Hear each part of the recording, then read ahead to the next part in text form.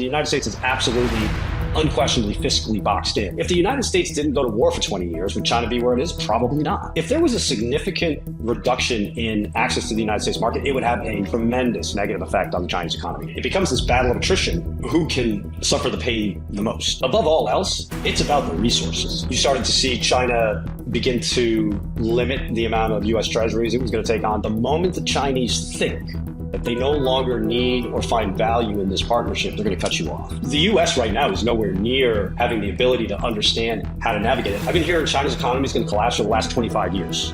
Like, what's the joke? China's trying to work at the margins to sort of undermine the American geopolitical position. This was as much, if not more, about national security, and nobody talks about that. You need the Chinese to invest. The first step that would need to be taken by the United States, a sit down where the United States says, we recognize that our two countries are equals.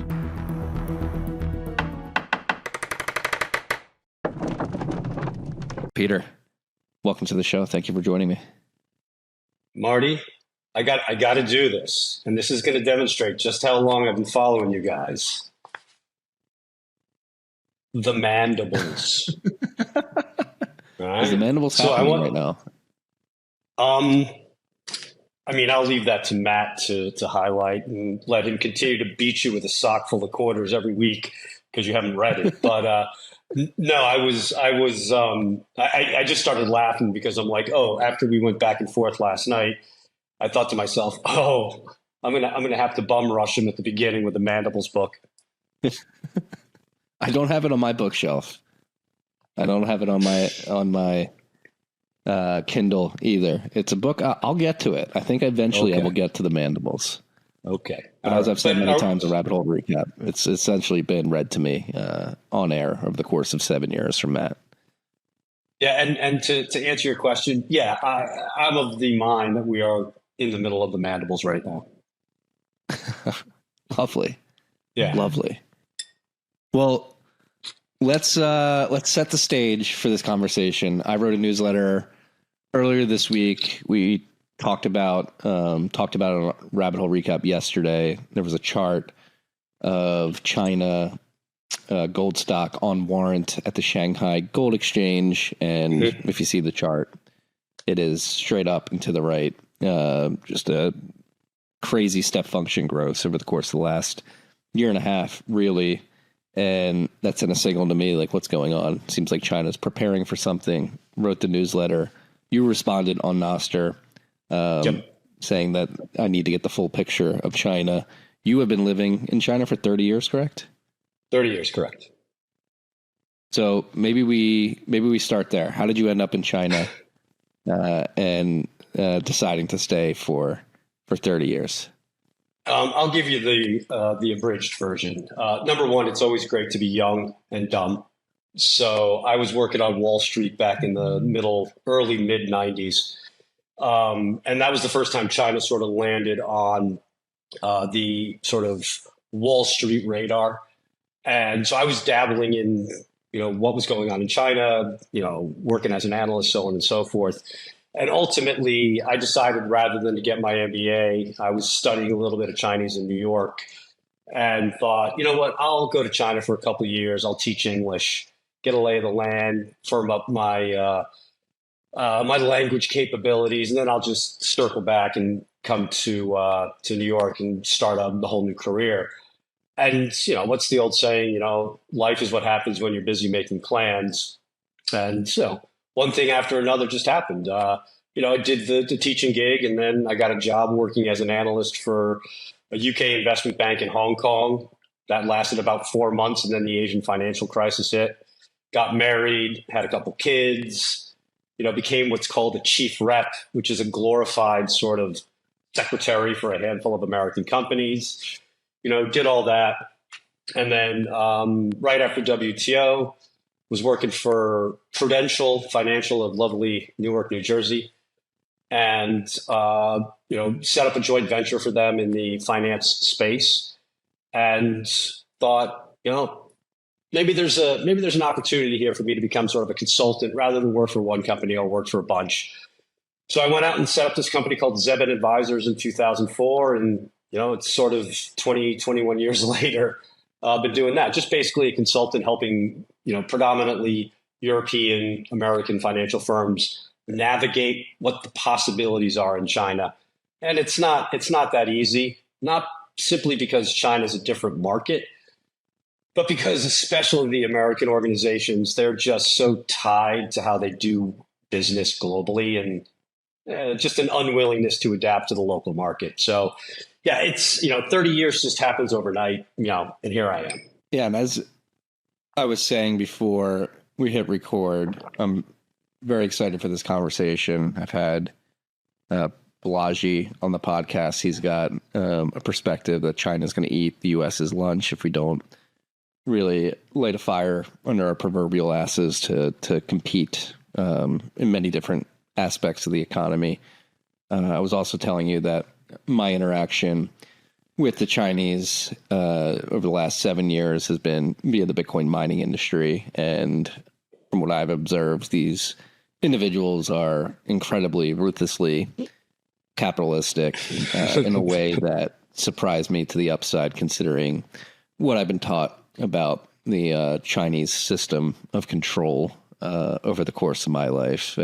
And the Chinese I've interacted with in the mining industry are incredibly impressive in many ways. But to your point, they do business in a different way that is literally foreign to the Western way of doing business. And I think to start off this conversation, you sent an email with incredible detail about different things we could cover today. And you started with a quote, which I think is a good setting of the stage to really dive into the differences between the Western and Eastern way of doing business and politic, really. And that is a quote from Lucian Pai: "China is a civilization pretending to be a nation state." And you were explaining in the email, if you don't understand this sort of core concept, you're not really going to understand this whole situation.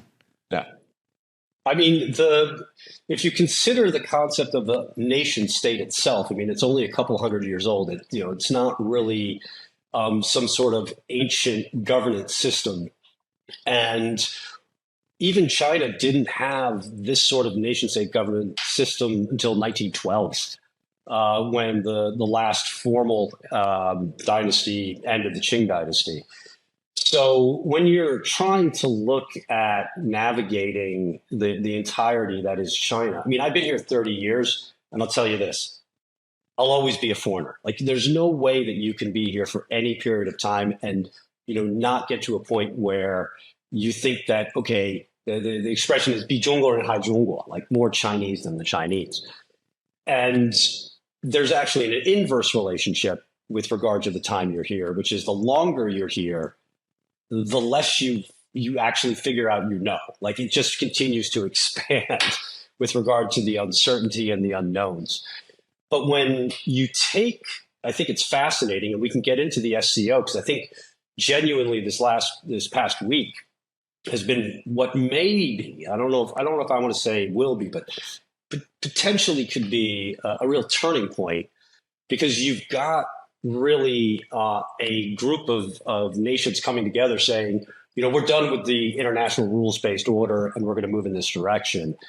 And, China continues to operate, as a nation state, but at its core, at its DNA, Xi Jinping is just another emperor of another dynasty. It just happens to be called, the Chinese Communist Party.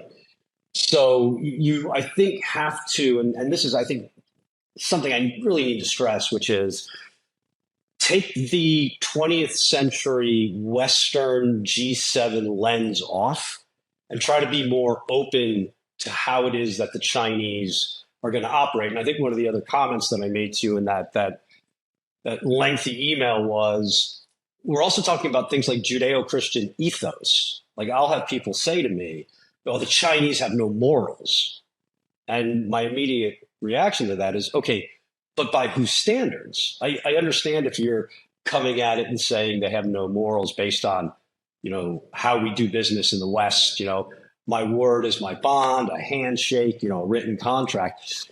The Chinese play that game, but ultimately it's much deeper. It's much more about, what is in it for various parties. One of the, I'm going off a little bit here, but I think it's important. One of the key pieces of advice that I'll give to clients is if you're teamed up with the Chinese as a counterparty, whether it's a joint venture or you have some sort of distribution agreement, whatever, you need to keep in mind that the moment the Chinese think that they no longer need or find value in this partnership, they're going to cut you off. And it's the perception, not even the reality, of the need for the foreign technology, the foreign expertise, whatever the case might be. The Chinese want to be able to endeavor, gather the information all they want, and then move on. So this gets into things like international or intellectual property theft and the like, and we can, of course, parse through that. But yeah, it's just a completely different environment to be able to operate in. Yeah. And how do you think, maybe this is the best part, best place to start, like how wide is the divergence between the perceived understanding from Westerners of how China does business and the actual understanding of how the Chinese do business, particularly at the nation state level, with the Trump administration, all these tariffs and everything going on. You mentioned the SCO, so how even at the highest levels, right, so do you think there's still a fundamental misunderstanding of the different sort of cultural way of approaching business deals? Oh, without question. And it's not even just business deals. I think it goes all the way up to, all relationships like trade negotiations, geopolitical, communication, whatever the case might be. And again, I'll reiterate a point that I made just a few minutes ago, which is you have this hegemonic, if you will, perspective of, this is how we do things. And this is how we've done things since 1945. Some would argue this is how we've done things since, 1910, whatever the case might be. What is missing from that calculus is throughout that whole period of time, China really wasn't a player on the stage. So the manners in which their cultural approach being included into these negotiations, what have you, just doesn't enter that calculus, doesn't enter the thinking about how we're going to go about adjusting for all of this. So, I'm watching it play out on a daily basis, doubly so. I mean, it wasn't just current Trump administration, the Biden administration. They thought that they were dealing with, a normal counterparty as though they were talking to France or Japan or somewhere else. China was like, no, we're changing the tune, and we're going to see how that dance is going to go. And the Biden administration just tripped over their feet, basically to mix all my metaphors. So the U.S. right now is nowhere near having the ability to understand how to navigate it. I think Bessent has a decent understanding of leverage and where the United States finds itself right now with regard to China. We saw the whole thing with rare earths for chips, you name it. But ultimately, there has to be a sort of a meeting of the minds, a recognition of what exactly is China, what is their history, what drives them. And that's still missing as far as I can see. Yeah, I had a conversation with Mel Madison yesterday on the show that'll be posted tomorrow, but I actually told him, I've been so excited for this conversation. I told him I'm speaking to you. We covered the military parade, and that's one point we brought up is, I think, particularly here in the United States, which you've sort of touched on a little bit, but I think we should really expand on, is America's going to be 250 years old next year, and China has been around for millennia. And to think that 5,000 years, 5,000 years, to think that 5,000 years of history and developing and building a culture is going to be materially perturbed by 250 years of history, I think is a bit naive. There are definitely deeply rooted sort of cultural practices and understandings that I think many people are just like, we're fish in water. I'm 34 years old. I'm trying to put some sort of cultural DNA in a 5,000 year context is hard for people. Right. Yeah, absolutely. Yeah. No, I think, go ahead. Sorry. No, you go ahead. No, what I was just going to sort of highlight is one of the bigger issues that's occurred of late is how many so-called China experts are there today? I mean, it's shocked me that over the last 5 years, everybody is weighing in on China. There's podcasts about China and so on and so forth, and that's great. The more engagement, the better. But one of the first questions I'll talk to people, and when they're coming to me especially, is I'll ask them, well, when was the last time you were in China? And, they get a little bit, I think, and there's no judgment. I'm not judging them, just curious. And their predominant answer is always 2018, 2019, pre-COVID times. And I tell them, I'm like, look, you have to get on a plane and come out. I said, number one is things here have changed dramatically over a six-year period. I mean, 6 years in China is a lifetime. But number two is over that 6 year period, there has been an absolute cacophony of headlines and framing and conversations. I mean, remember the spy balloon. I mean, it goes on and on and on. And it has been a just onslaught of negative headlines. So I will talk to people, and that's their entire framing. And yet they're listening to people who've never been to China or haven't been to China in 5, 6, 7 years. So I'm really trying to press people to say, look, it's fine if you're out there looking for insights, and I think everybody should be questioned. I think Matt today, when you guys, or yesterday, I guess, did your weekly recap, I busted out laughing because he was like, oh, he's got a pretty positive outlook on things. Yes, you could frame it that way, but there's enough negativity being discussed on China that the way that I phrase it, and I think I phrased it to you, is it's not that China shouldn't be critiqued. There's a ton of areas that you can critique China, but the critiques are very narrowly defined, and I think miss an enormity of what else is going on and the fuller picture. So I think that's kind of emblematic of what I've been witnessing, especially coming out of the US over the course of the last several years. Sup, freaks? This rip of TFTC was brought to you by our good friends at Bitkey. Bitkey makes Bitcoin easy to use and hard to lose. It is a hardware wallet that natively embeds into a 2 or 3 multi-sig. You have one key on the hardware wallet, one key on your mobile device, and Block stores a key in the cloud for you. This is an incredible hardware device for your friends and family, or maybe yourself, who have Bitcoin on exchanges and have for a long time, but haven't taken the step to self-custody because they're worried about the complications of setting up a private public key pair, securing that seed phrase, setting up a PIN, setting up a passphrase. Again, Bitkey makes it easy to use, hard to lose. It's the easiest 0 to 1 step, your first step to self-custody. If you have friends and family on the exchanges who haven't moved it off, tell them to pick up a Bitkey. Go to bitkey.world, use the key TFTC20 at checkout for 20% off your order.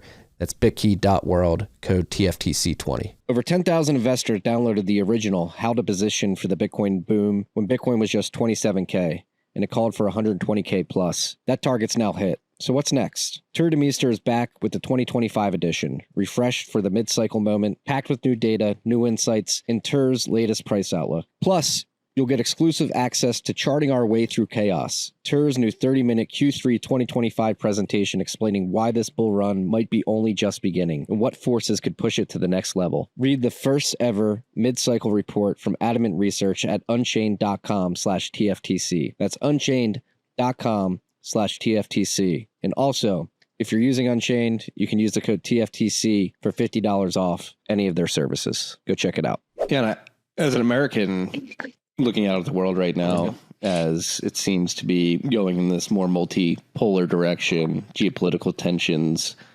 rising, high, war breaking out, different parts of the world, economic stress on top of everybody's mind. I think it's important to try to make sure that we're making the right critiques and understand the full breadth of the situation so that we can make the best decisions. And especially after reading your email, I mean, the first bullet point you have is America versus China, saying it's not a new Cold War for you. It's far more concerning, which I imagine is driven by the fact that there's a fundamental misunderstanding and people in the West don't even know how to properly critique what's happening.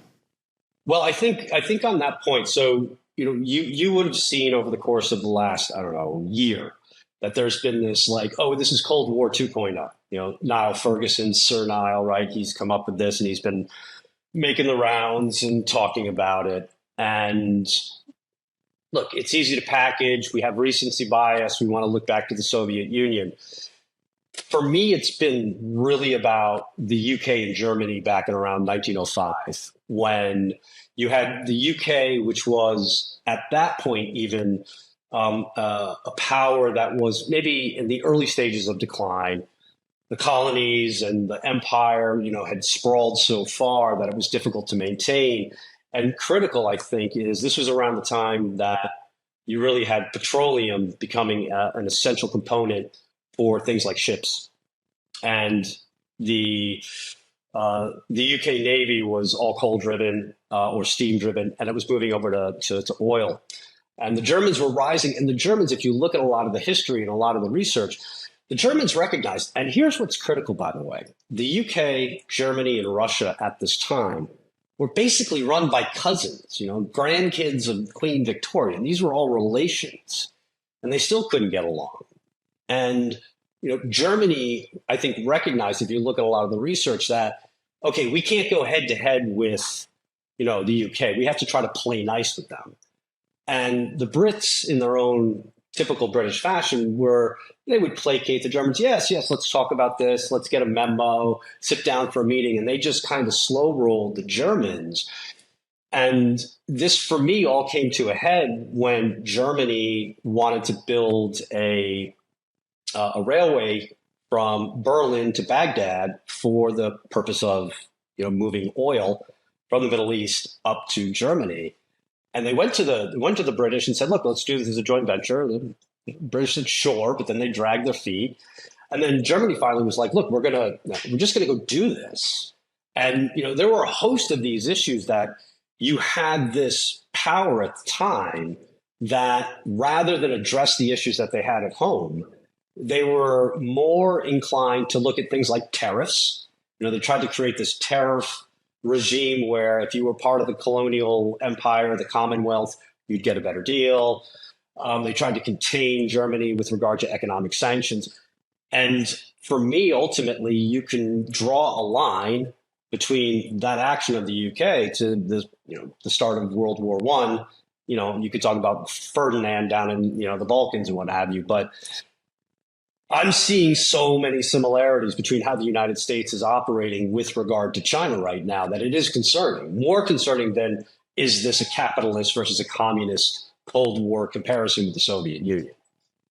I think the latter can certainly be thrown out the window. Because if you're trying to say that the Chinese Communist Party, I think you put it correctly, like Xi is just a dynastic ruler, and his dynasty is just called the CCP. If you compare it to Soviet Russia, like, it's completely different. I've been listening to a lot of Bill Gurley's comments on China. He's one of the few Americans that seems to get over to China a lot and really understand what's happening. And the way he describes how they invest in companies and try to ensure that there is sort of a free market for ideas to be built and companies to be built, and they steward it with capital and then have a filtering system that lets the cream rise to the top. It's very clear that they're not the Soviet Russia form of communism.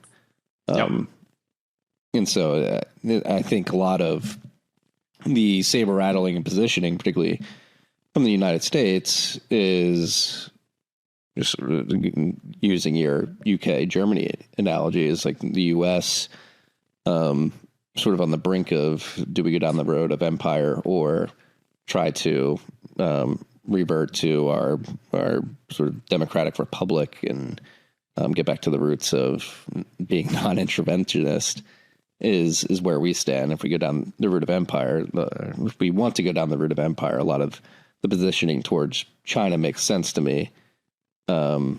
Because it just seems like, hey, we want to keep control of this sort of massive footprint we have over the world. And to do that, we need to play hardball with China. Well, and you can also, I've made the argument that while the British back in previous empire days had their colonies, the United States has their own colonies. They're just called military bases. I think, and again, I haven't said this yet, so I mentioned this in a note earlier today on Noster. I'm a red-blooded fucking American, right? I need to stress that. And the commentary that I make about China is with regard to trying to get this ridiculous Beltway consensus, as I call it, to understand what the issues are. And it's frustrating as all hell because most will look at it and say, oh, we don't need to worry, because the coping mechanism for almost everybody is, don't worry about it. The Chinese economy is going to collapse. Marty, I've been hearing China's economy is going to collapse for the last 25 years. Like, what's the joke? Hope is not a strategy. If you're waiting on you don't need to change because your mortal enemy is going to collapse, yeah, that's a recipe for disaster. So, when I look around the region and I see things like 50,000 troops in Korea or 20-odd thousand troops in Japan, the United States last year put a high-end Typhoon missile system on the northern end of the Philippines. They just announced 2 days ago that they're putting another one down in the Okinawa region. I mean, if I'm sitting back as China, and again, being a realist, you've got to say, hey, look, we're going to have to at least start trying to project some degree of power as a defensive mode. And that's not me saying I'm supporting the CCP and I think China is great. It's more about just looking at it from a realistic standpoint. I have been, to be quite frank, shocked at the level of restraint that the Chinese have demonstrated over the last several years with the various military exercises the U.S. has taken right outside their doorstep. Yeah, I mean, we do have, and this is a very controversial take for many people, many of my listeners, but I think we do have recent evidence that when the U.S. meddles in foreign affairs, particularly of countries that are other superpowers, and in the case of Russia and Ukraine with the encroachment of NATO around their borders and the conversation of letting Ukraine into NATO and putting military bases and everything around Russia.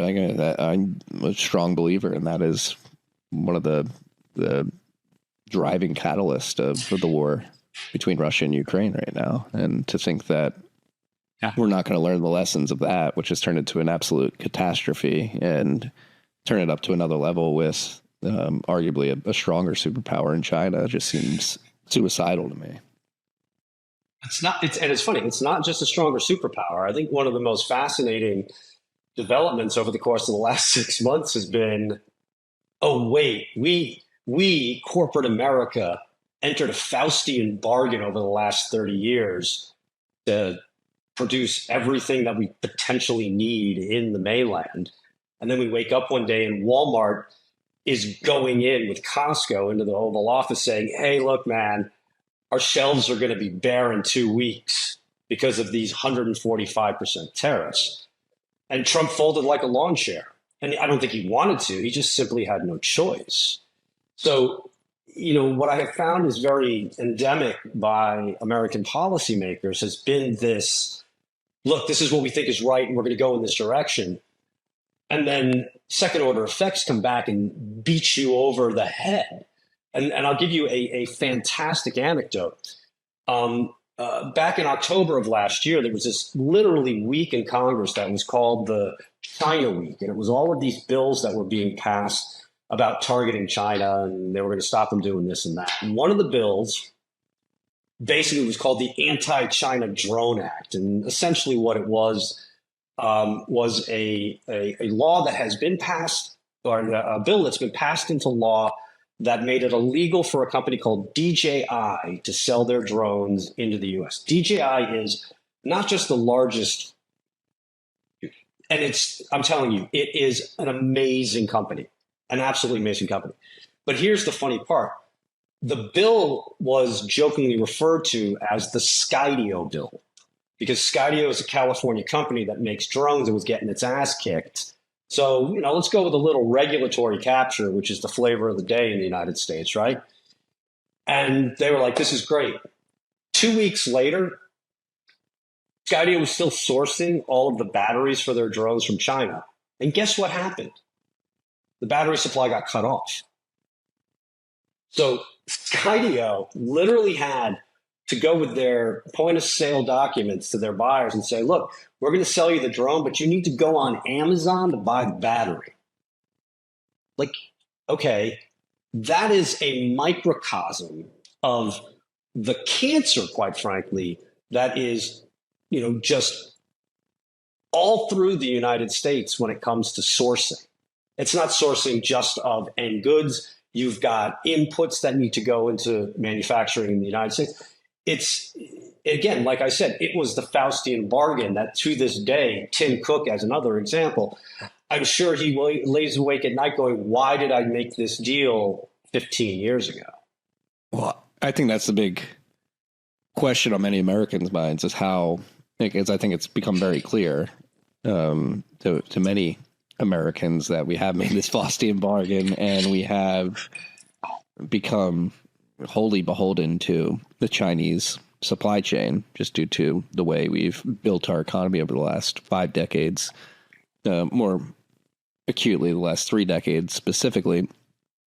And how do we fix that problem? And not only how do we fix that problem, and obviously the answer from the Trump administration is let's reshore as much as possible, but how do you do that in the least disruptive way while maintaining sort of good relationships with China? Maybe not even maintaining, building back good relationships with China. Because at the end of the day, as an American, I was talking about this with Mel yesterday too, like I don't want to be an empire. I don't want to be in all these parts of the world. I think I'm MAGA in the sense of like, I think we have a lot of problems here at home. We should fix our problems here.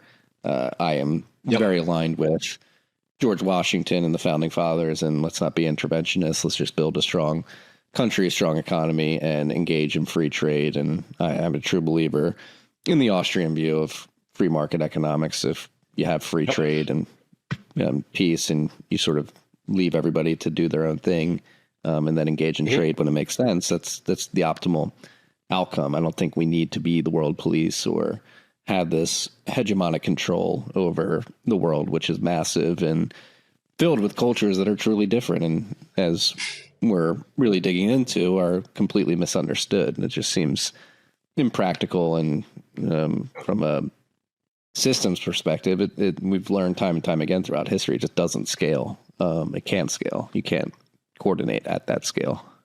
No. And again, here's the kicker. China actually gets that. And people will always ask me, because there's this projection by the sort of the power base in Washington that because we are a hegemonic power, China wants to replace us, ergo China wants to be a hegemonic power. In my humble opinion, I don't see that. Look at all the hegemons over the last, 200 years, right? Hasn't really turned out well for any of them in the end. There's been a period of like, okay, this was great. China wants regional hegemony in Asia. They want to be able to say, this is our sphere of influence. Look, the United States, you want to go with your Monroe Doctrine. You want North and South America. We get it. Let's let Europe do what Europe's going to do. But ultimately, their attitude is just let us have Asia. And even for the United States, I think that is that's non-negotiable. For whatever reason, I can understand it. They want to maintain the power projection that they have as the United States hegemon. But that's kind of where I think things are heading at this point in time. But China has, again, my opinion, has no desire to be a hegemon. They don't want allies. Think of it this way. They don't want allies. They want counterparties. They want to be able to just build and sell and make money and prosper economically. And that is a very both unpopular and very minority-held opinion. Yeah. Well, let's get into this, like diving into what China actually wants and how her policy is being enacted, because you're saying China wants this regional hegemony, but then we have like the Belt and Road Initiative where they have inroads into Africa and Latin America. I think a big topic in pretty niche circles in the U.S. right now is the Chinese shipping boats going around the world and really cleaning up the oceans of all the fish. And I believe right now they're off the coast of Ecuador. So how does the Belt and Road compute with that idea that China just wants Asian hegemony? There's a couple of answers to it. Number one is dollar diversification. Let's call it that. If you look at what was originally called the One Belt, One Road program, now BRI, this was really launched in earnest around 2012. And if you look at a lot of the events that sort of transpired in the 2012-2014 period, you started to see China begin to limit the amount of U.S. treasuries it was going to take onto its foreign currency reserves. You started to have a little bit of dabbling in other areas as well with regard to foreign currency. But One Belt, One Road, or BRI, this was the perfect way to deploy foreign capital, dollars, in a way that was going to be able to secure hard resources, be able to provide, there's a joke that, when the Americans, or before them, the British would go to some developing nation, they would always come with a lecture, right? And the Chinese come with a hospital or a road. Now, don't get me wrong. They're not doing this out of the goodness of their heart. They're doing it for two reasons. One, there's typically loans involved. So there is this issue of how much is China sort of creating this indentured servitude situation by other nations. But above all else, it's about the resources. They want to be able to build the roads. They want to have the energy that's necessary, all of that, to extract minerals, gold, oil, energy, whatever the case might be. So it has clearly been positioned in a way that it is China's attempt to try to strong arm other nations into its orbit. But I think, as I mentioned to you in the email I sent to you, for me, this is the Marshall Plan in a different guise. When the United States, in their benevolent wisdom, came in to help save the world, both the Marshall and the Dodge Plan, in fact, two things people tend to leave out of that, again, benevolent strategy, which was the United States gave loans in U.S. dollars, which helped to push the U.S. dollars into the global system. And at the same time, they were loans, and those loans had to be used to hire Caterpillar and all of these American companies to come in. And that's where the first expats post-World War II sort of went around the world, all through Asia. So, it was also in the United States' interest to be able to push forward with the Marshall and the Dodge Plan. China basically saw this as being something similar and said, this is a great way for us to diversify and move out. Plus, we're going to be able to extract a ton of different resources to help us back at home. So I don't think really this has much at all to do with hegemony. And I would say the interesting footnote to this whole point is how many military bases, do the Chinese have? They have one, and it's in Djibouti, in Africa. Now, granted, it's near the Red Sea, I believe, or not the Red Sea. I can't remember. Maybe the Red Sea. But, that's it. So, they're not looking in any way to try to project their military power in this regard. Sup, freaks? This rip was brought to you by our good friends at Obscura. Obscura is the first VPN that can't log your activity by design. Instead of empty promises, Obscura fully embraces the Bitcoiner don't trust, verify mantra. They can't log your traffic, even if they tried. Obscura believes that user data is toxic waste. In addition to private payments via Lightning, you can sign up with an account without having to give any personal identifying information. It's a beautiful thing. It's the VPN I use every day. It's incredibly fast. You can go on streaming sites with it. They don't say, hey, you've got a VPN. It just works. So go to obscura.net.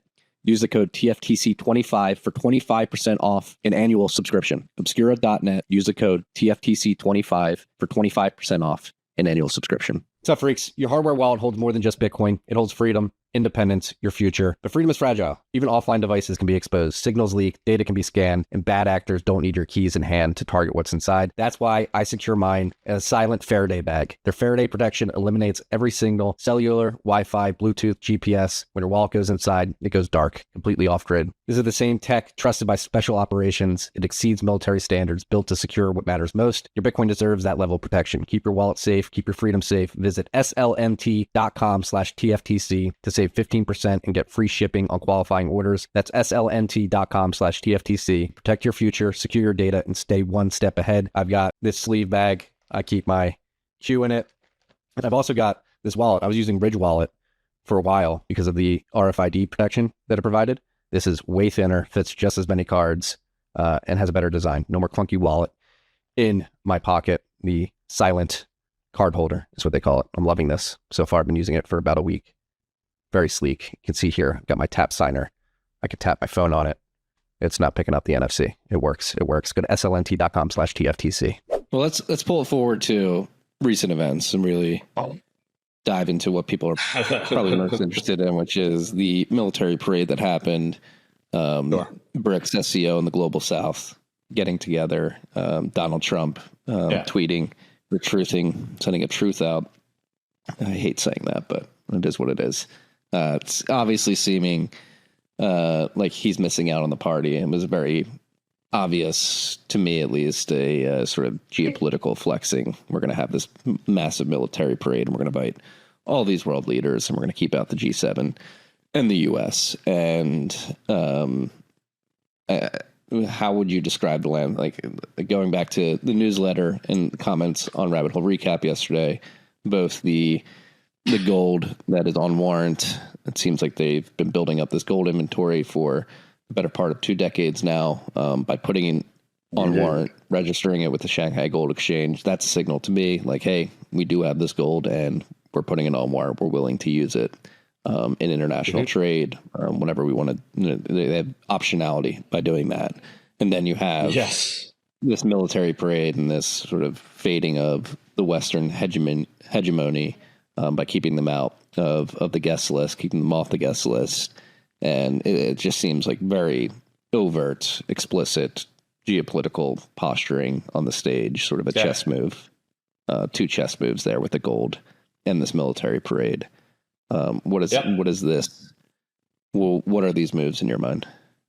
Well, first of all, and I think you guys talked about it on Rabbit Hole Recap. Look, I'm never a believer in coincidences. Like, the Chinese have a tendency of, I find them, and it's funny because I've seen a lot more people talking about this. They are the consummate trolls. They know how to use what they have and be able to sort of just, hey, whoa, what are you talking about? They're just brilliant at playing this game. So a couple things. I'll start with the SCO meeting at the beginning of the week, and then the military parade, and then I'll jump into the gold issue.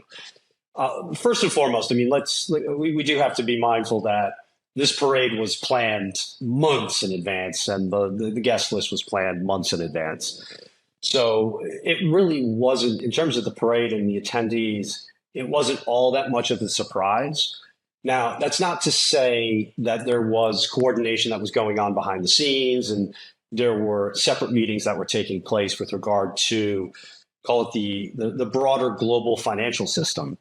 But the only, I think, real fly in the ointment was the moody participation in the SCO on the weekend. And you would have seen all the pictures, holding hands with Putin, the whole lot. Look, I've been watching, Donald Trump, the man, and his sort of approach to, if you want to call it an approach, to sort of geopolitics. And it's, a degree of buffoonery that is even surprising to me. This is on a whole different level. The antagonizing of India, I just don't get it. There's no material upside to it. And then he doubles down on it, not but a day after the SCO meeting, saying, oh, it's a one-sided relationship, what have you.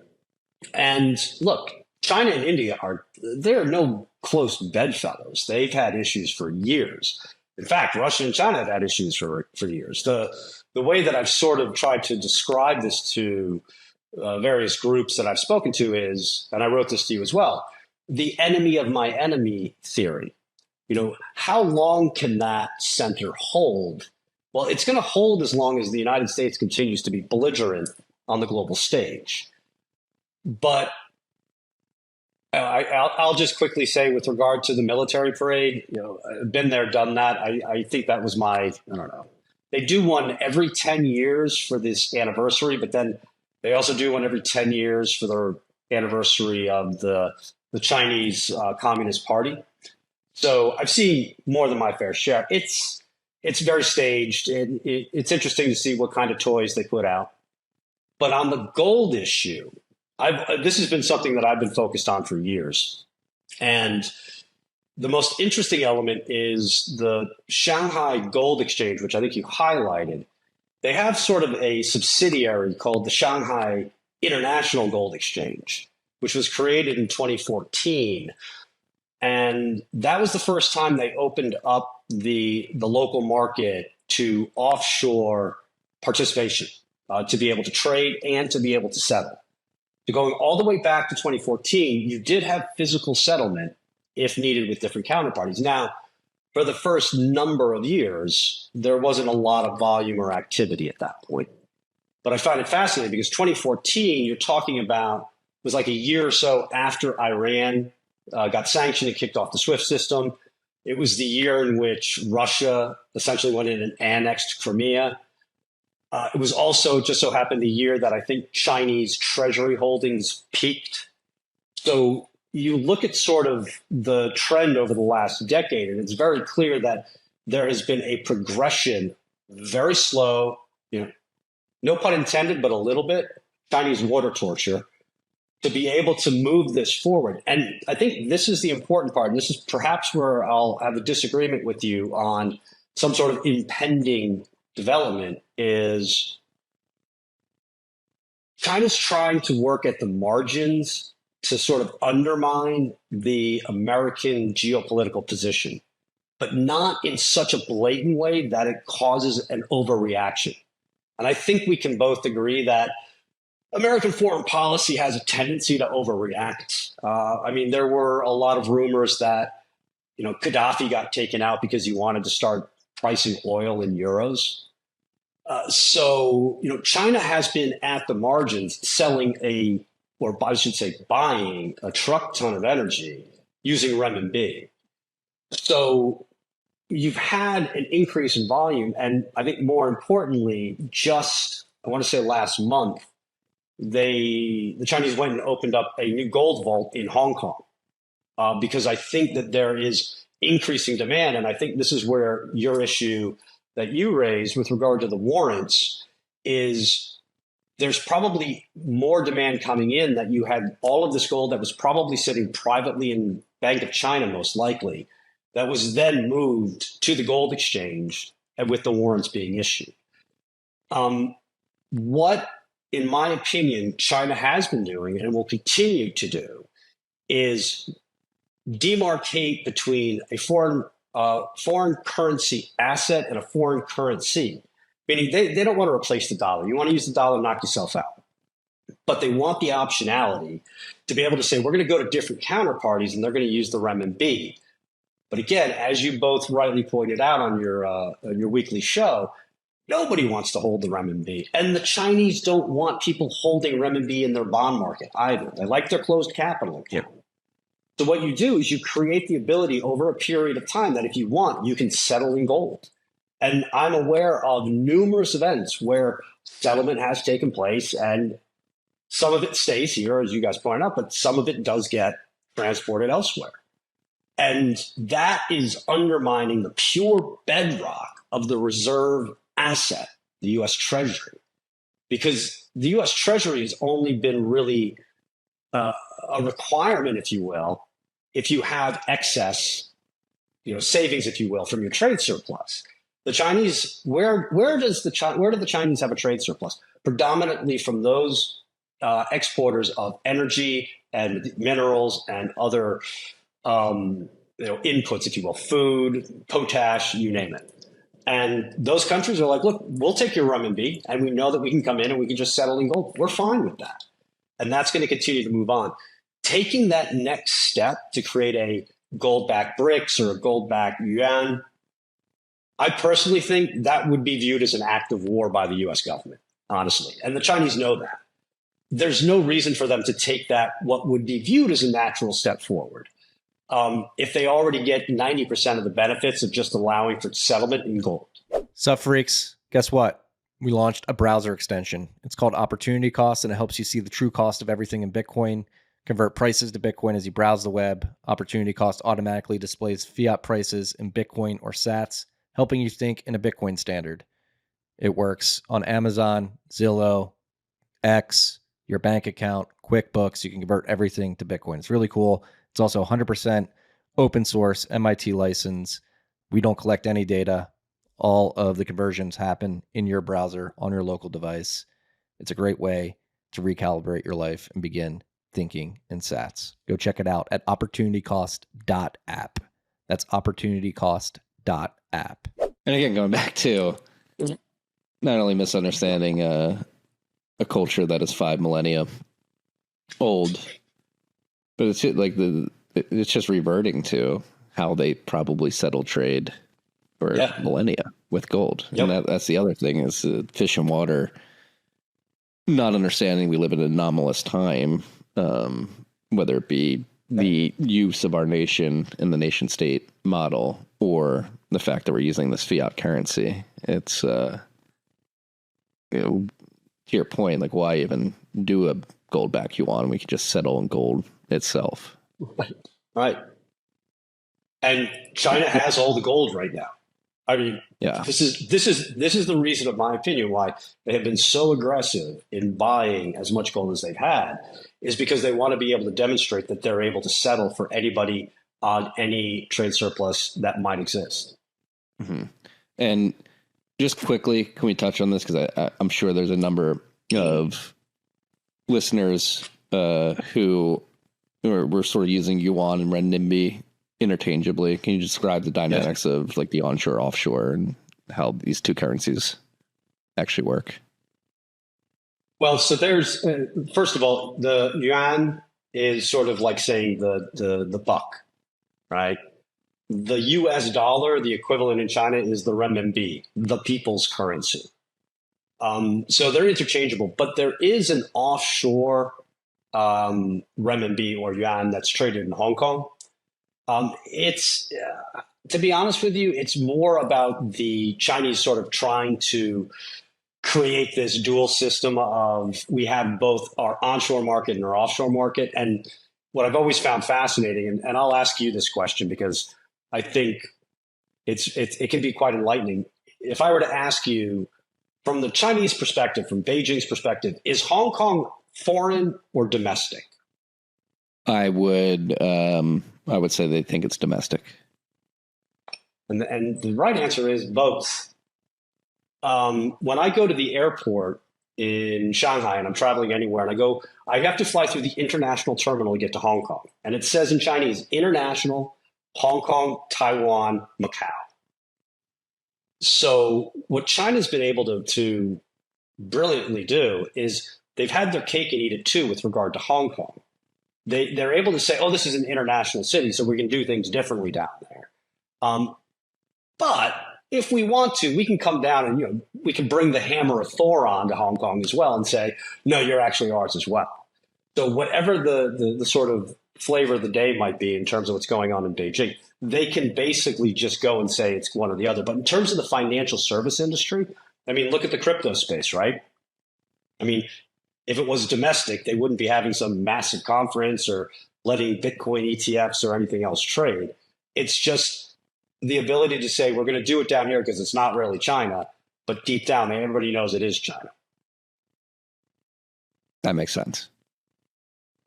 Yeah, I'm trying to think of like an analog. I was going to say like the Virgin Islands of Puerto Rico, but they're not really financial hubs or powerhouses. But well, I mean, it's essentially what Hong Kong was under British rule for 150 years. The same kind of thing. Yeah. that whole, I mean, we don't have to dive down that rabbit hole, but the fact that Hong Kong was leased to the British Empire for 100 years is insane to me. But let's reorient this back to the current day and the sort of U.S.-China relationship, particularly Trump and Xi. You have it in the email that you sent, that Trump is being outplayed. I mean, you mentioned it earlier, but you think the Cent understands the lack of leverage the U.S. has in these negotiations and this sort of chess match that we find ourselves in.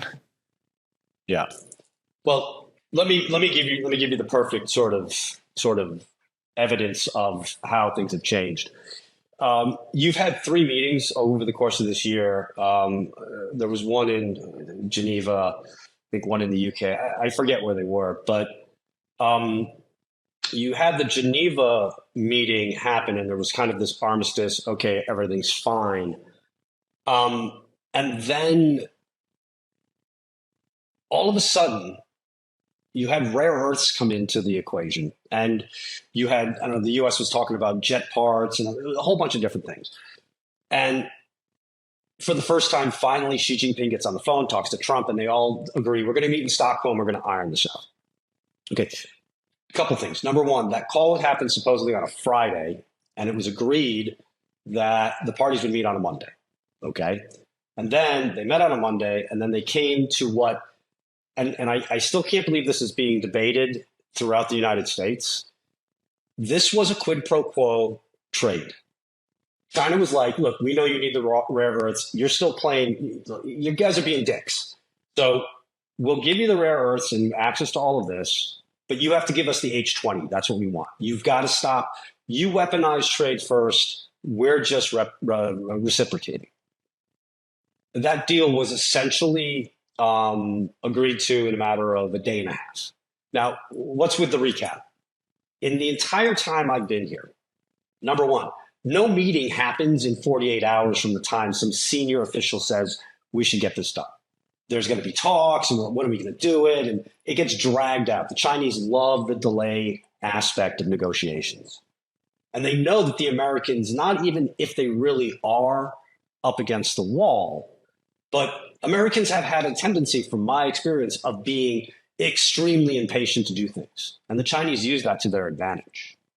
And then you have a deal that is agreed to in 72 hours, essentially, 48 hours maybe. That never happens except when the Chinese get everything they want. The Chinese will typically walk away and just see how things go. So as soon as that meeting was over, I laughed, and I think I even put something up on Nostr where I said, yeah, I know how this is going to play out. You know, Besson, he had no cards.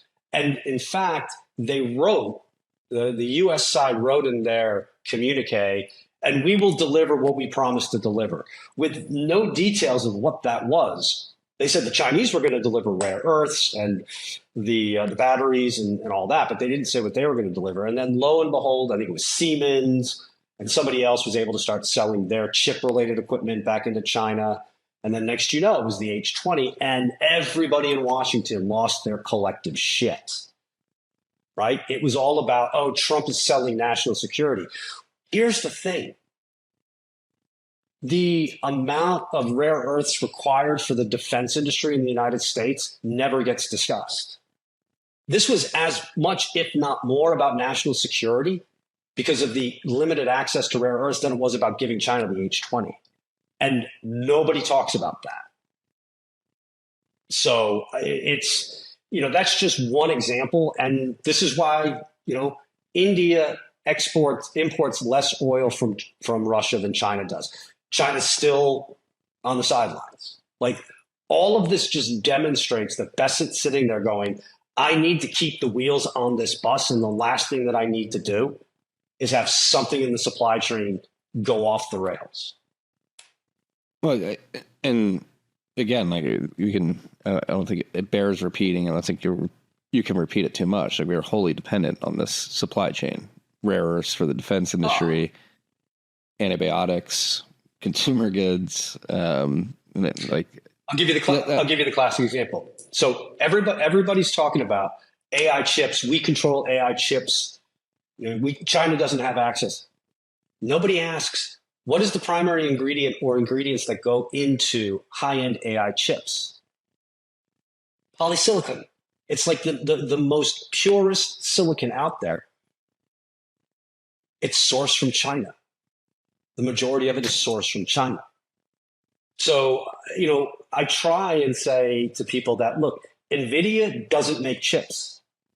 TSMC makes chips. Apple doesn't make iPhones. Foxconn makes iPhones. You have all of this focus on IP, and I think the IP is great. But if you don't control or have a dominant position in how that supply chain is actually going to work, what do you actually have? And what is the actual solution to this? I mean, this is what people aren't really asking, because, here's another anecdote. This one, so the Biden administration, I think it was, is able to convince Taiwan Semi to come and build in Arizona, right? Fantastic. Give them a bunch of money, and it's supposed to be a fantastic, fantastic facility. Great. 3 months ago, Taiwan Semi gets served a class action suit for discrimination, because a whole bunch of people that came in for job interviews who were nowhere near qualified basically were like, oh, they didn't want to hire us because we're Americans and they want to just bring in all of their own Taiwanese to do the jobs. And the courts took it. They didn't say, okay, we're going to dismiss this. They were like, okay, we should look into this. How are you going to build anything if you're not able to? I mean, we can go down the rabbit hole that is, are there enough people to do the jobs that need to be done in this whole ecosystem? But here we have something that is desperately needed, and you have, the litigious nature of the American society going to TSMC and saying, yeah, we're going to target you because we didn't get a job.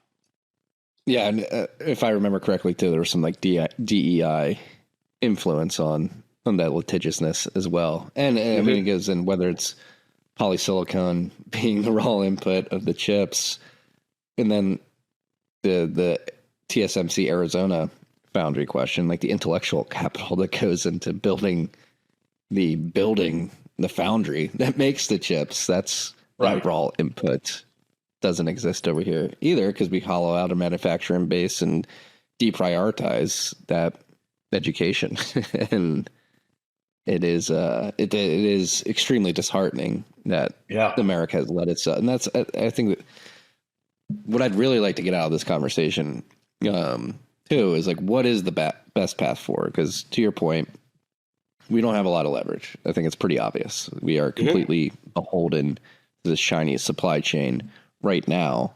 It is clear that the administration and many Americans, myself included, would like to de-risk that dependency by building our own manufacturing base here in the United States, building out the industrial base as best that we can, while maintaining, I'll speak for myself, while maintaining an amicable relationship with our trade counterparts around the world that we are sort of diversifying away from. And so what I'd love to get out of this conversation is, in your mind, like, what is the best path forward to make this happen? Yeah. Like, what needs to happen from a posturing perspective, a blocking and tackling policy decision-making perspective, and how can we sort of get on a playing field and like, hey, let's put the cards on the table. We understand that we're beholden to you to a certain degree. We know the reserve system is out of favor. We want to rebuild our manufacturing base. What can we do to work together to make this happen? So there's really two complementary solutions that solve it. And here's the thing. You take a page out of the Chinese playbook. I tell people all the time, the Chinese playbook is pretty thin. There's not a lot of plays in there, but they're masterful at how they apply them. So you just do this: massive deregulation and joint ventures. You basically say to the Chinese, look, BYD, we love your cars. Your cars are great. We want you to come here, and we're going to do a 51-49 joint venture. We're going to have a bunch of rights and waivers. You're going to be able to run it, and we're going to put our own people in there, and you're going to train them up, and you're going to be able to sell your cars into our market. Or you got, DJI, let them do the same thing. I mean, all of the goods that are needed. Now, you can't go across the board, but you can be very smart about how you do this. But you have to have the deregulation element involved as well, because you cannot continue to get bogged down with all of the issues on, OSHA or liability and discrimination and all of this. And I'm sure that sounds extremely heartless. Hey, we're in this situation. We need to come up with solutions. You need the Chinese to invest. You need to lower the regulation, and then you'll train up a ton of people. That's how the Chinese got trained. The Chinese got trained through all of these joint ventures that got set up over the last 30 years. So ultimately, that is probably the best way forward. But I think the first step that would need to be taken by the United States would be for there to be some big coming together with the Chinese president and a sit down where the United States says, we recognize that our two countries are equals.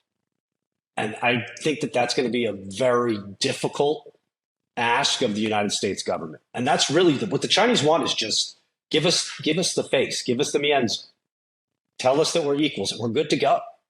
And I think that would work. And we've been running, another thing I want to touch on, we've been running under the assumption that we have zero leverage. I think what leverage do we have? I find it hard to believe that it's exactly zero. Like, what leverage do we have? Is it our consumer base? Is it? Yeah. I mean, the entrepreneurial spirit. Oh, okay. Now you're talking about something different. Now we're talking about DNA. I mean, there's a couple of things. Like, number one, what leverage, like right now, does the United States have? And very simply would be the market. Even though China has very meticulously reduced its dependency on exports to the United States over the last 6 years. I mean, as a quick aside, I think one of the biggest tactical mistakes that Donald Trump made in his first term was very loudly proclaiming all of the various target vectors that were present in China. Talking about, they need us for our capital markets, they need us for our market, so on and so forth. And the Chinese kind of, from the conversations I had, the Chinese were like, he's not wrong. And once he was out of office, they spent 4 or 5 years addressing the vast majority of those issues, which put them in a much stronger position going into Trump 2.0. But the market, if there was a significant reduction in access to the United States market, it would have a tremendous negative effect on the Chinese economy, no question. It would also, though, leave so many shelves empty in the United States. So it becomes this battle of attrition. Who can suffer the pain the most? But the market's still, I think, super important. I mean, leverage-wise, the United States has the biggest military. The United States has access to financial markets. I mean, there are what I refer to as nuclear options, and I don't think Besant wants to go down that route. But I would argue geopolitically, the most leverage, and I put this in the email, because this is people's heads are going to explode later this year when this comes out, is Taiwan. Like, a bit of history, just bear with me for a second. In 1999, the United States accidentally bombed the Chinese embassy in Belgrade. It was Mother's Day 1999. I'll never forget it. And it was a bit dodgy here. There was a lot of anger. And Bill Clinton, I'm sorry, I take that back. I won't go into the details. Long story short, Bill Clinton owed Jiang Zemin, president of China, a favor. Jiang Zemin had done something for Bill Clinton in terms of making sure he could get reelected so he wasn't causing problems in the East China Sea. Bill Clinton came out here in 1998, and he has this infamous 3 no's speech. And the 3 no's were basically President Clinton reaffirming essentially the American one China policy of saying there's only one China. Taiwan and China are both the same one China, and the United States does not support independence. And that was it. The Chinese were super happy. They were like, okay, we're good to go. Just verbal. And I think when President Trump comes out here, part of the negotiations, he's going to do something similar. And the quid pro quo that he wants from this, and kid you not, TikTok. He wants TikTok. And he's gonna say, I'll come out and talk about how there's only one China, and you're gonna give me TikTok. And then, this is a little bit for us on this call. TikTok, once Trump owns it or his buddies own it, becomes essentially a poison chalice. How many people in the United States are going to want to use TikTok if Trump's buddies own it, right? So where are they going to go?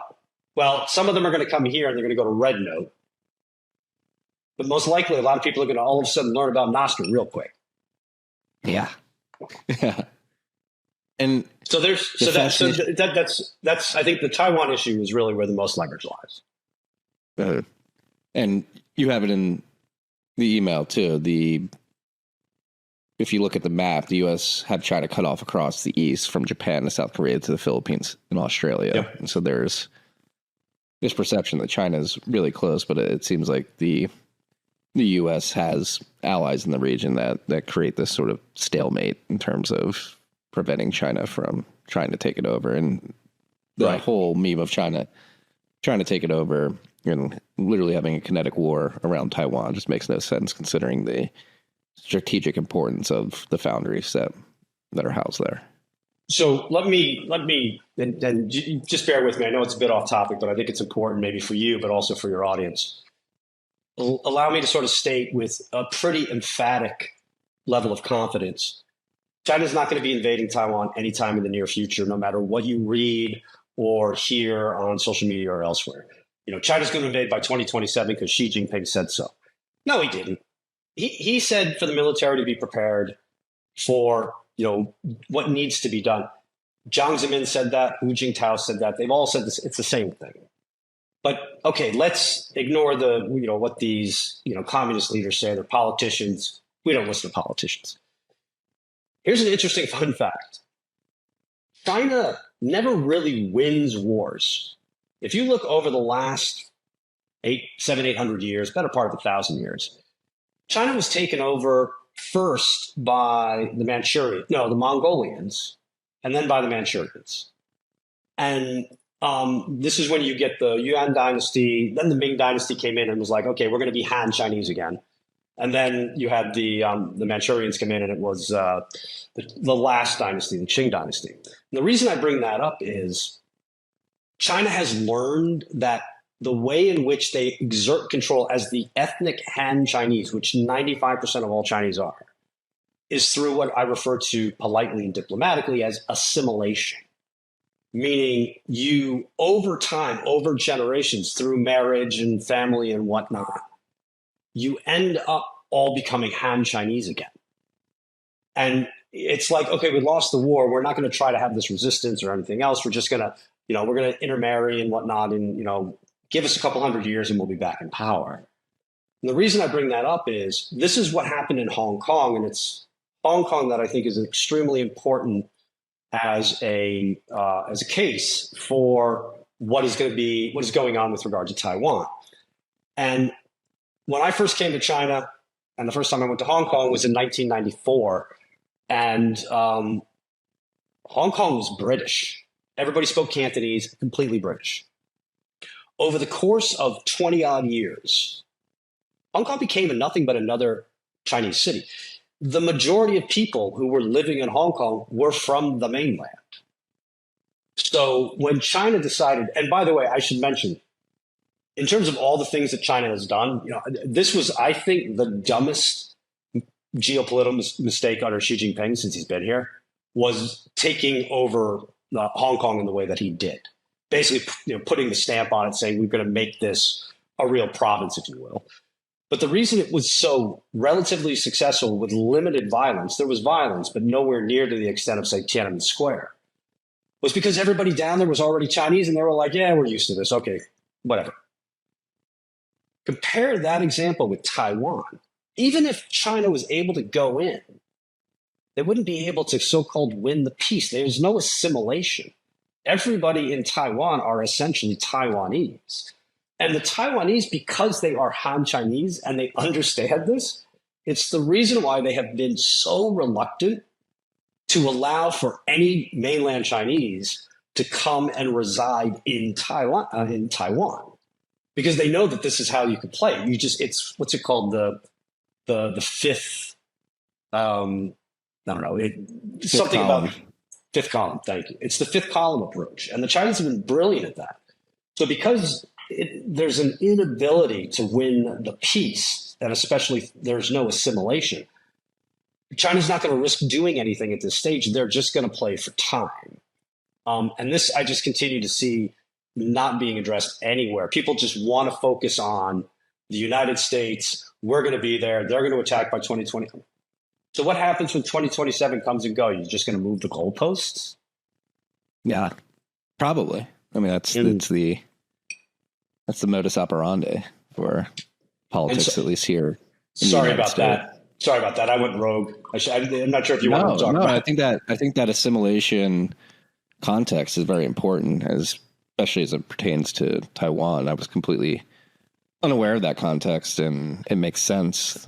Again, in this, I think it's important. I want to surface as many of these fundamental misunderstandings as possible, because again, going back to, and Matt alluded to it, he's like, be careful. Like, this guy's very pro-China, and I don't want anybody here to think that I'm pro-China. I've had Balaji on. He's put a very pro-China, bullish China, bearish future of the United States thesis out there. And as an American, like as somebody who wants to get to the truth of things, truth for the commoner, is what this company is called, TFTC. And I think we should explore both sides of the argument and try to better understand, with the intent of getting to a point where if you have better understanding, you can actually get things done. And to that point, like, I worry that we're spending years with all this jockeying and moving pieces on the chessboard with fundamental misunderstandings that don't actually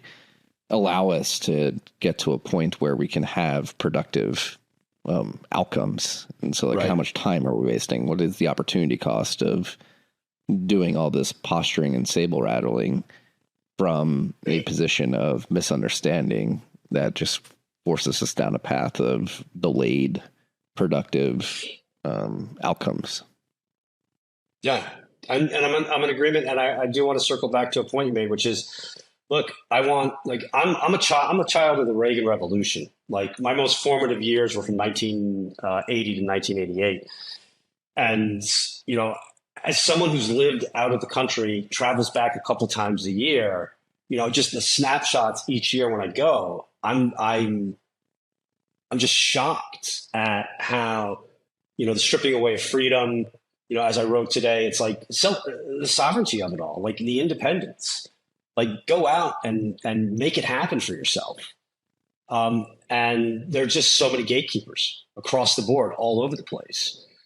And it just seems as though that there's this element of fear that exists throughout the United States of, I don't want to sound like all hokey, right? Like, the scarcity mentality. The United States is still the easily greatest country on earth, all of it.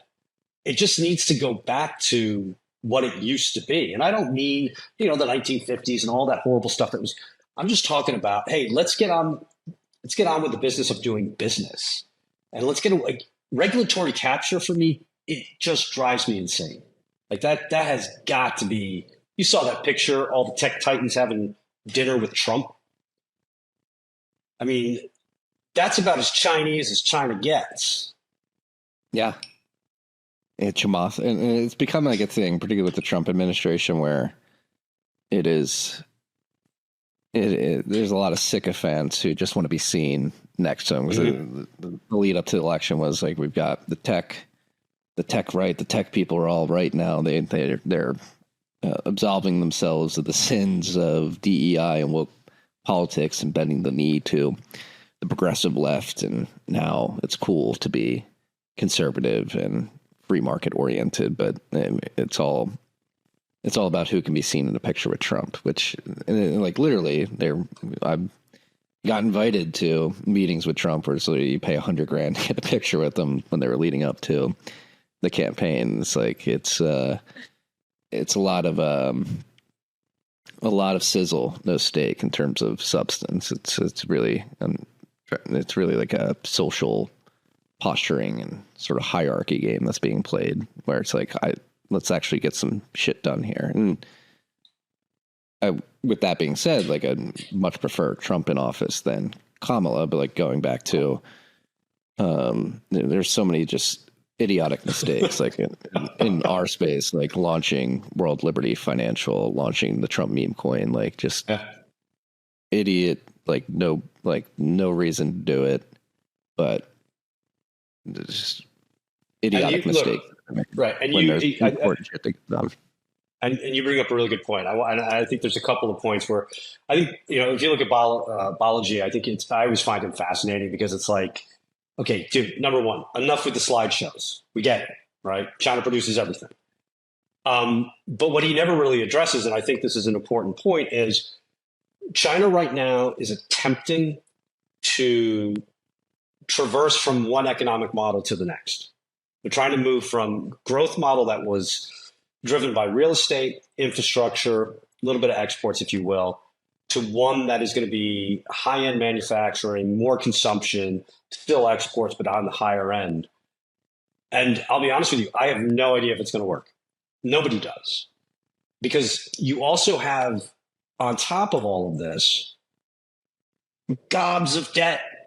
I mean, the local governments are just absolutely getting themselves, they can't pay bills. So, you can look at all of the, look, they're building this, they're building that. And I think that's fantastic. I think there has been an enormous amount of positive momentum there. But much like the G7, you have tremendous, tremendous debt. What I will say, and as I commented to you, my catchphrase has been, Keynes is dead in China.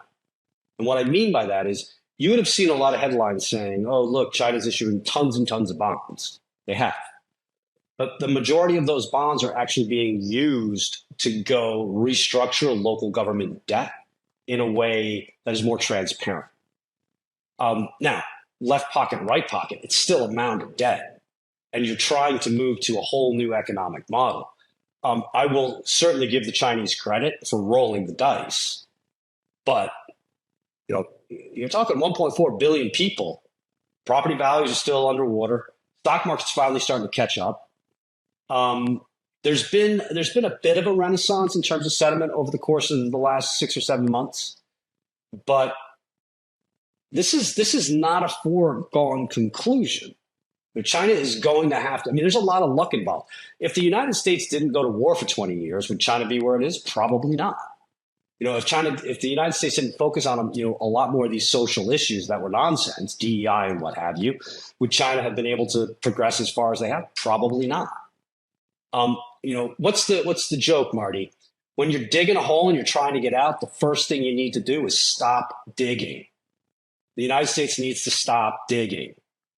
What would be the first step to stop digging in your mind? What the first thing to do? It's a sit down in Beijing between Trump and Xi, where they say, okay, we're going to figure this out, and we want to make sure that we're working together, that we're peers. We're going to try to figure out a way that we can share the sphere of influence throughout Asia. I don't think China would even ask for, let alone with the Trump administration even say things like, Japan's yours, Korea's there, what have you. It's just, look, we respect you. We want to try to find ways to work together. We've had 30 years of collaboration that has led to prosperity and to peace. Now, granted, that prosperity has not been all that well received by lower income levels throughout the United States, the working class. That's something the United States is going to have to try to figure out, whether it's a UBI or whatever they're going to try to do. But the very first step is to just sit down and say, okay, the world is big enough for these two nations to be able to get along. And again, the degree of, and I hate this word, so please, I apologize. It's the only one I can come up with, the synergy that exists between these two nations economically. There's a reason why it worked so well for so long. It just needs to be adjusted to come up with a way that all of the identified problems, let's say the United States has with regard to manufacturing, can get addressed. That's where I was talking about joint ventures and the like. Let China invest in the United States.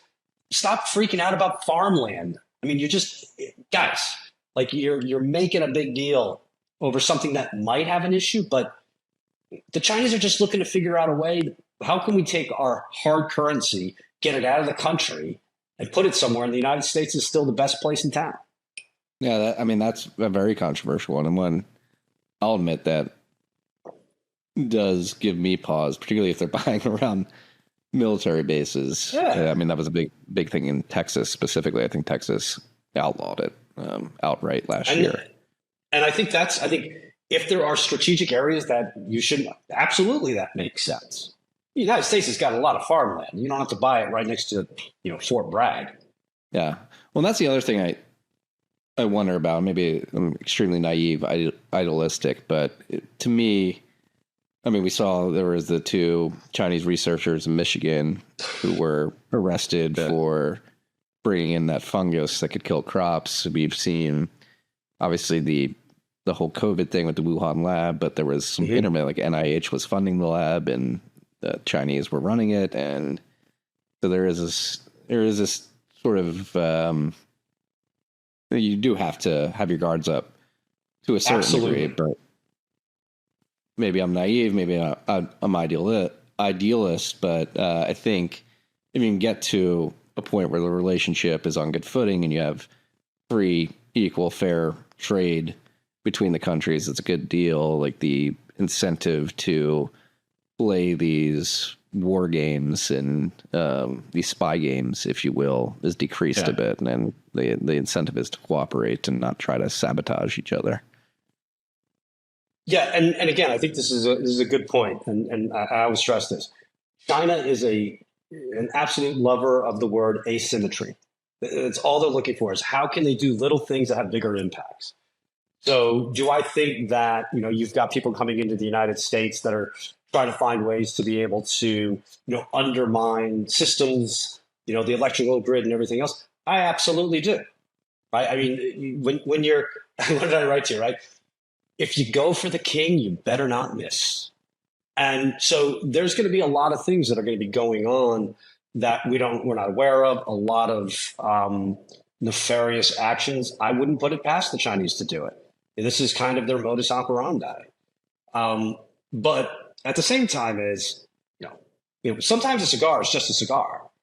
So, you have to find a way, I think, to be a little bit judicious in how you go and target it. And by the way, if you want my sort of my point of view on COVID, because COVID here was, well, that's a whole different story. I guarantee you, this was literally somebody was somewhere, dropped something, and it escaped. Like, it's as simple as that. Now, the Chinese are not going to admit that. Like, that's a huge loss of face, right? So what do? They're like, oh, it came from the United States. Come on, man. Nobody believes that. I mean, I know there's some supposed incredible theories coming out, but as I see it, they took the original SARS from 2003, where I was here, and they were funking around with it, getting some funding from the United States. God knows what reason. Some guy's having lunch one day and he's handling a petri dish and he trips. Like, I've seen things like this happen, not to that extent, I mind you, but I've seen big things happen over very trivial catalysts. Yeah.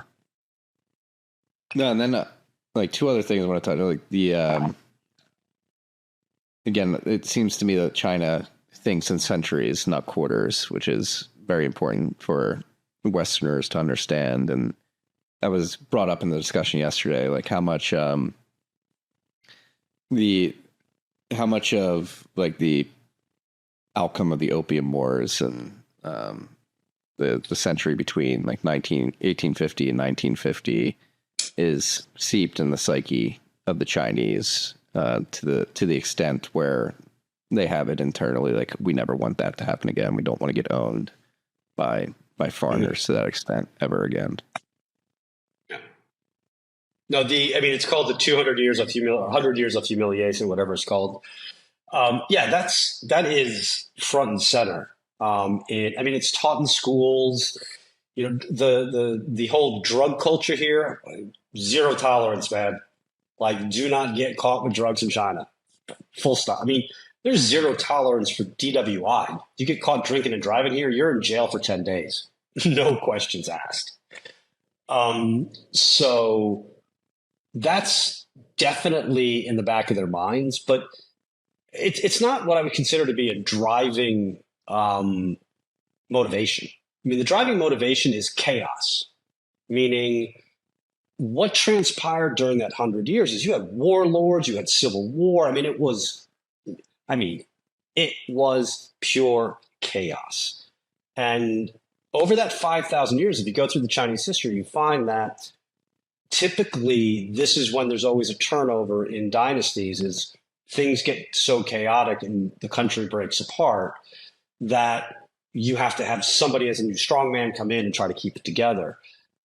So that is a number one priority, is making sure that there is stability as best as possible throughout the system. Now, the Opium Wars and being owned by even being owned on a diplomatic level is viewed as being like, the Opium Wars. You want to make sure that you're being viewed as an equal. And right now, I keep coming back to this. Most of the countries around the world will sort of tacitly view China as an equal, the large G7 nations. The U.S. is the only one that does not. So, yeah, I think it's stability more than anything else. Yeah. No, that's another big topic here. Like, is the fentanyl crisis a reverse opium war tactic to destabilize what's happening domestically here in the United States? Yeah. Oh, I think so. Yeah, I mean, it goes back to my issue about asymmetry. And I think the way in which the Chinese are doing it, I think is again, it goes to the brilliance. I mean, I don't mean to sound callous with regard to the outcome, but they can honestly say, hey, look, we're doing what we can. We're not actually sending the fentanyl. We're just sending the precursors. And those precursors can be used for a whole bunch of different things. Just so happens that it's being sold to Mexico. But, the Chinese will also look at it and say, hey, you need to close your borders and you need to get this drug issue under control. And as much as I think that there is a driving element with regard to the Chinese using asymmetry in their tactics to be able to exploit this, no doubt, I also think that it should be within the power of the American government to stop it. It's a supply and demand issue. I'm not saying, the war on drugs, but I think there's a lot of money being made by a lot of groups across the whole border. So if you were to stop the demand issue of it, I think there would be, China would be like, all right, we're out of here. We'll figure something else out. But I'm not going to sit here and say, oh, no, it's just a coincidence. It's not a coincidence. No, there was just a book written. Apparently there's U.S. military personnel that were working with the cartels to move all this stuff in. Nice. It is. Are you optimistic or worried about the future state of the relationship between the United States and China? Do you think that Trump, probably via the behest of Scott Bessent and the advice of Scott Bessent, can come to recognize this sort of way, the best way to do business with the Chinese, and swallow his pride a bit and actually get something productive done? Or do you think we're destined to continue down this sort of saber rattling,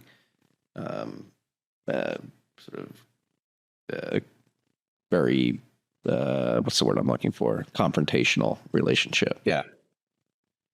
So in my own DNA, I'm a raging optimist, probably much to and probably not too healthy, but I'll always have an optimistic perspective on things. And on the point of the relationship between China and the United States, I am too grateful that Trump has assumed power and it wasn't a redo of the Biden administration, because I think there were very clear signs in that sort of side of the political party that, let's try to push the buttons. Like Nancy Pelosi flew out to Taiwan. There was a lot of events that, again, that's why I said the degree of restraint out of China, I don't think really gets appreciated. But Trump came in, and my immediate reaction was, "Oh, this is not going to be good," because if you looked across his, Hegseth, Rubio, I mean, you guys in Congress, I mean, China is the most bipartisan issue where there's agreement. Like, we all hate China. Great. Like, how's that going to help? And Trump has been able to keep that whole sort of group in check so far. So that provides me with an enormous amount of comfort. How it goes forward, I think, is going to be open to things like the midterms. I mean, China understands, by the way, how the American political system operates. They learned this the hard way back in '96. So, they're just sitting there saying, look, we're just going to kick the can until November 26th, because in November 26th, everybody in the United States turns their brain off. It's Thanksgiving. They go to the end of the year. Next thing you know, it's January 4th. And what is it? It's midterms. Everybody's talking about midterms. Everybody's energy is either on trying to maintain power or trying to reassume power. So the political capital and the ability to sort of have the bandwidth to deal with China is going to be very minimal. And I think the next 2 months are going to be very telling, because they've got a lot of wood to chop between now and call it the middle of November. If there are issues, they'll probably pop up Q1 of next year. But like you and like many people on this who are viewing or listening to this podcast, it's quite possible over that period of time that the United States may have a few houses that are burning that they need to focus on. China's not going to be the priority. So, the financial situation, as I call it, the United States is absolutely, unquestionably fiscally boxed in. Everybody knows it. It's the world's worst kept secret. Nobody talks about it outside of this echo chamber, right? And how are they going to square the circle? I just don't see how they're going to be able to do it.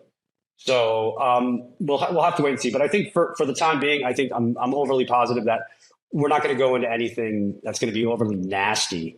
But that could change by the Q1 of next year. Well, you bring up an interesting point, too. Maybe a controversial thought experiment, but is the nature of the U.S. political system, particularly elections, completely hamstring us in terms of being able to actually get stuff done? Because people talk about 4-year cycles, but it's really what we're highlighting here, 2-year cycles. You have a presidential election, and then 2 years later you have midterms, and many would argue they're equally as important. And so you have and people for the presidential election, it's like a year and a half of bandwidth, mental bandwidth, talking about and focusing on midterms, to your point, maybe half that or 3/4 of that, 8 months, 8-9 months, January to. Right. Yeah. And again, I mean, you can see it. I mean, you're going to, I mean, look, you're a family man now. You got 3 kids.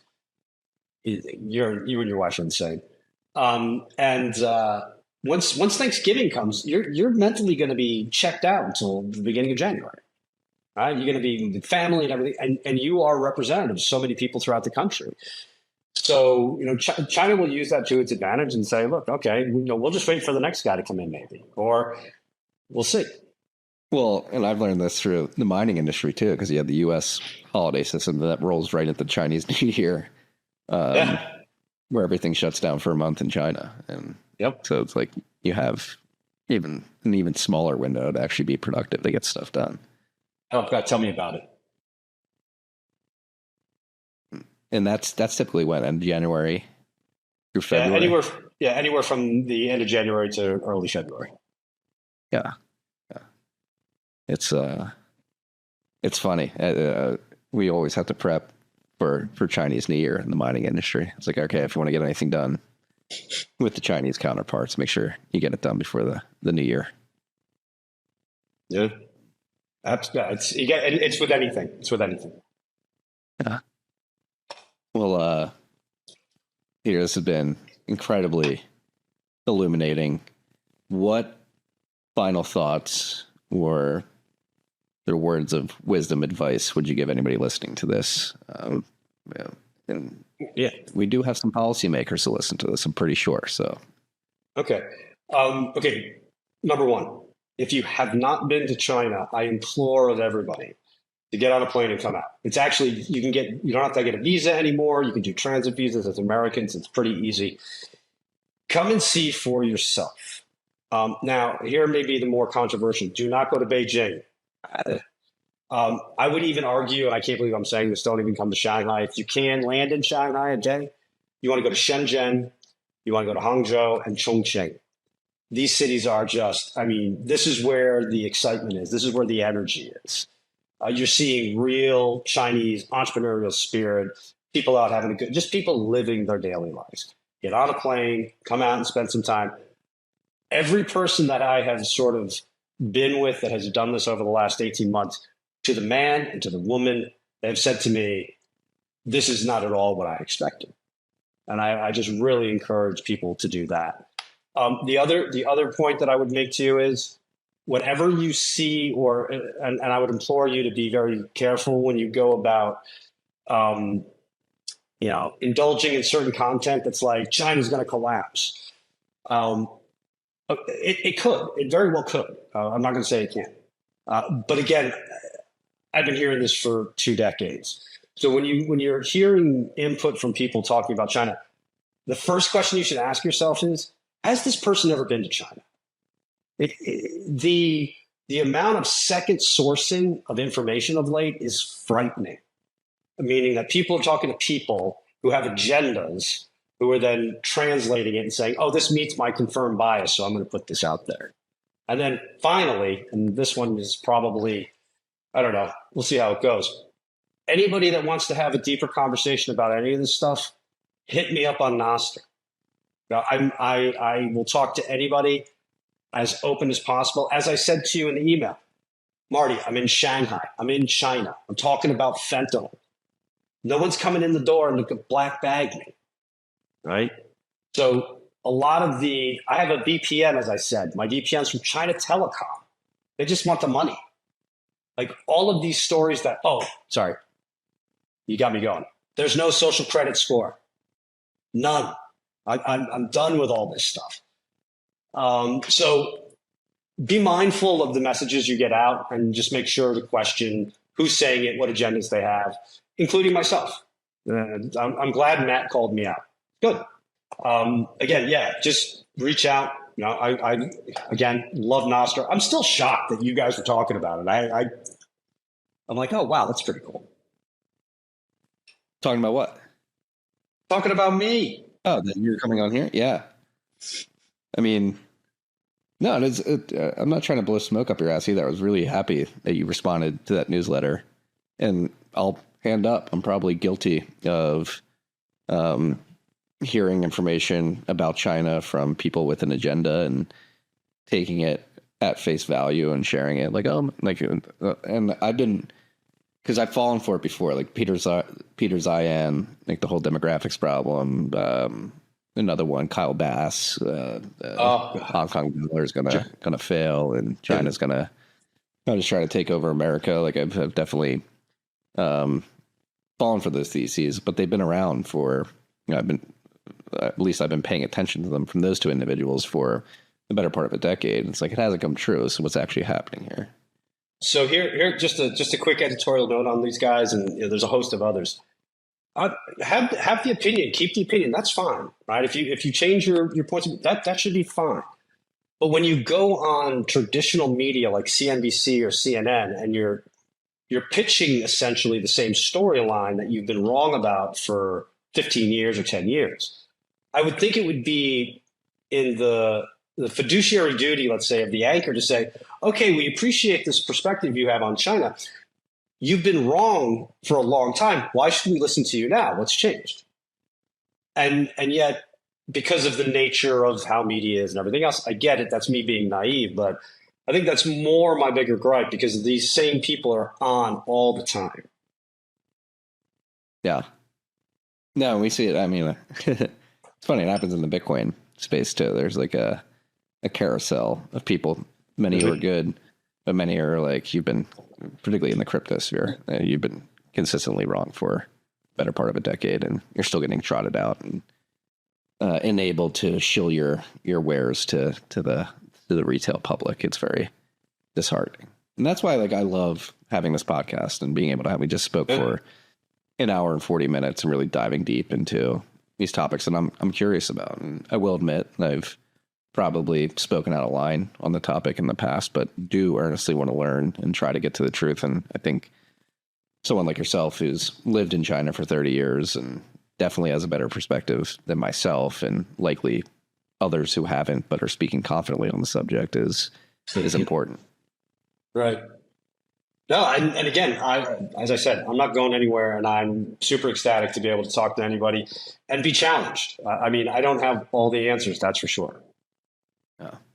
Well, hopefully this is the first of many. I'm sure the U.S.-Chinese relationship is not going to be boring anytime soon. No. So as things develop, I'll make sure that our conversation is running behind the scenes, and if we feel that it's important to get on air again, have a conversation to update the freaks about what's going on, we should definitely do it. Good. Yeah, and I'll be here, and I'll keep doing my China morning missives or whatever I keep calling them. I have a good time with those, and the engagement's been great. I mean, and I am, by the way, Nostr only. Yeah, I was looking for you on X. I couldn't find you, so it was very impressive to see that you're Nostr only. I haven't yet. It's hard when you have the engagement, but for me, it was, look, at the end of the day, I'm someone who really doesn't like centralized power. So ironically that I live in China, right? But that's why I think Nostr, it was so funny. I remember in the very beginning, been on 2.5 years, sending a note to Jack. And I was like, I'll tell you two things. The next election meeting, 2028, it's going to be only two topics: Bitcoin and China. and he wrote back and he was like, probably. And that's what it was. That's what it was. And the border. The border was a big one. But Peter, I know it's getting late where you are. Appreciate you spending your Friday night with me. I feel very fortunate that you were willing to do that. And until next time, I can't wait to do it again. Always going to be around, Marty. I appreciate the invite, and you be well with your family. You as well. Peace and love, freaks. Freaks, thank you for listening to the show. I hope you liked it. If you did like it, please make sure you subscribe, rate, review the show. It helps us out a lot. And also, if you like these conversations, I've come to realize that many people listen to the podcast. They don't know we have another sort of layer of this media company. We have the newsletter, the Bitcoin Brief. Go to tfttc.io. Make sure you subscribe there. A lot of the topics that are discussed on this podcast, I write about 5 days a week in the newsletter. We also have the TFTC Elite tier. If you sign up for that, become a member. We have a private Discord server for the elite freaks out there where we're dropping ad-free versions of this show and having discussions about everything we talk about a day early. Logan wanted me to make sure if you want to get the show a day early, become a TFTC Elite member. You will get that. We have our Discord server. Right now it's conversation between myself and TFTC Elite tier members, but we're going to expand that. We'll probably do closed Q&As with people in the industry. I may be doing Macro Mondays. So join us. Go to tfttc.io. Subscribe. Find the button in the top right corner of the website. Become a TFTC Elite member. Thank you for joining us. Okay.